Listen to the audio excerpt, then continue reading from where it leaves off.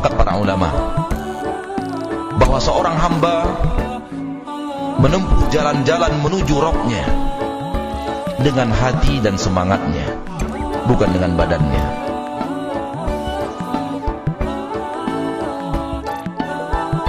Kita sholat, kalau hati kita tidak sholat, itu bukan sholat. Yang diinginkan Allah, kita menutup aurat.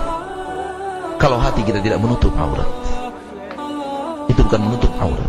Yang diizinkan Allah, yang diinginkan Allah Tabaraka wa Ta'ala. Kalau kita puasa, namun hati kita tidak pernah berpuasa daripada maksiat,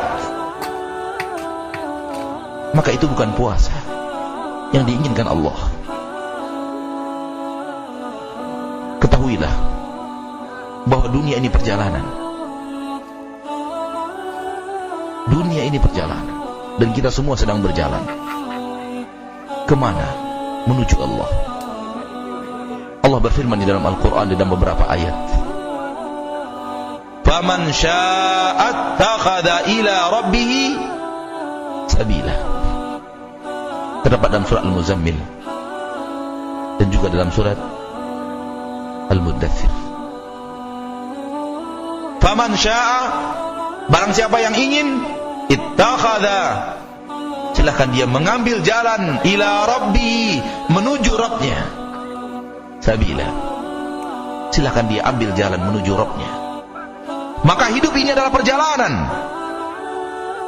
Perjalanan menuju siapa? Menuju Allah Tabaraka wa Ta'ala. Dan di mana kita bisa bertemu dengan Allah itu selain di surga? Tidak ada. Maka orang yang benar-benar ingin bertemu dengan Rabbnya, surga adalah harga mati. Surga baginya adalah harga mati. Faman kana yarju liqa'a rabbih, barang siapa yang ingin bertemu dengan Allah, pertemuan dengan Allah itu tujuan segala kehidupan. Alangkah naifnya seorang muslim yang di dalam hatinya tidak pernah ada keinginan untuk bertemu dengan Rabb-Nya. Alangkah naifnya seorang yang rajin majlis ta'lim, yang hatinya tidak pernah merindukan untuk bertemu dengan Allah, zat yang ia ruku dan sujud kepadanya, zat yang ia berpuasa menahan haus dan lapar karenanya, zat yang dia mengeluarkan hartanya yang sangat banyak karena zat itu. Allah yang karenanya kita jujur, Allah yang karenanya kita menunaikan amanah, Allah yang karenanya kita tolak miliaran rupiah karena kita suka, kita tahu dia tidak suka itu. Tidakkah kita ingin bertemu dengannya? Ya, kita mau bertemu dengannya. Dan pertemuan dengannya itu bisa dan tidak mustahil. Akan tetapi pertemuan dengan Allah hanyalah di surga.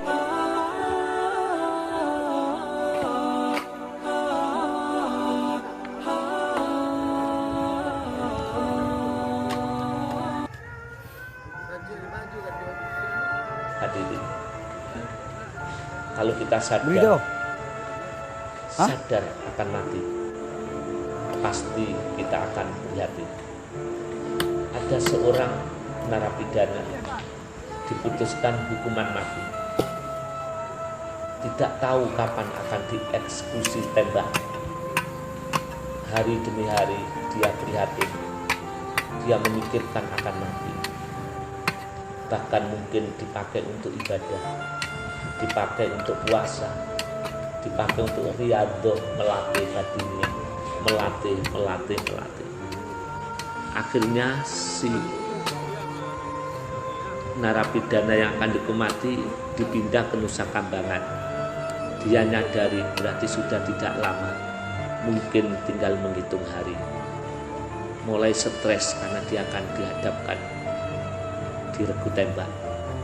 Mungkin tiap malam menangis, mengisolasi diri, tidak banyak bertanya, tidak banyak berkata, mulut dibungkam erat-erat, hati menyadari akan mati di ujung tembak. diputuskan kurang 2 hari, tidak bisa tidur karena dia sadar akan mati. Diputuskan besok pagi atau besok malam jam 12, hari ini pun dia tidak semakin enak makan, dia merasakan mati. Saatnya dihukum tembak, mungkin dia menjerit sekuat-kuatnya, memohon ampun di hadapan Allah, dengan takbir sekuat-kuatnya, di ujung maut regu tembak. Ini orang sadar akan mati.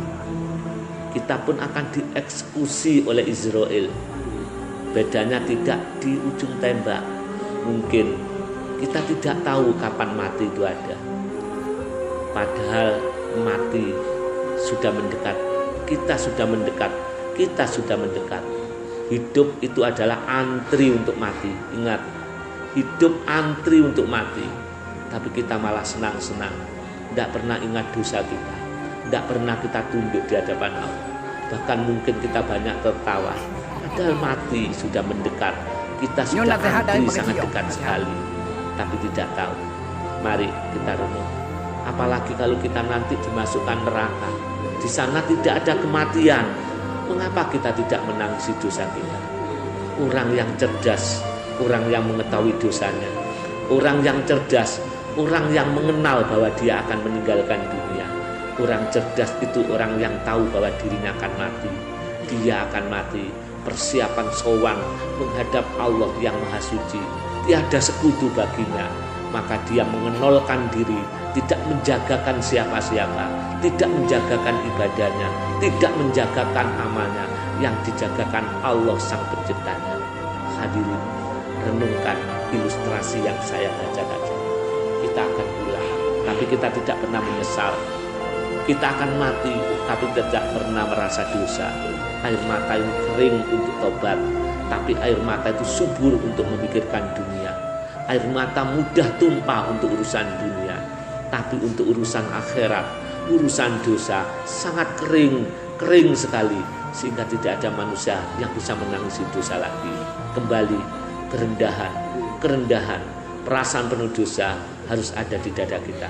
Renungkan, rasakan di dalam hati.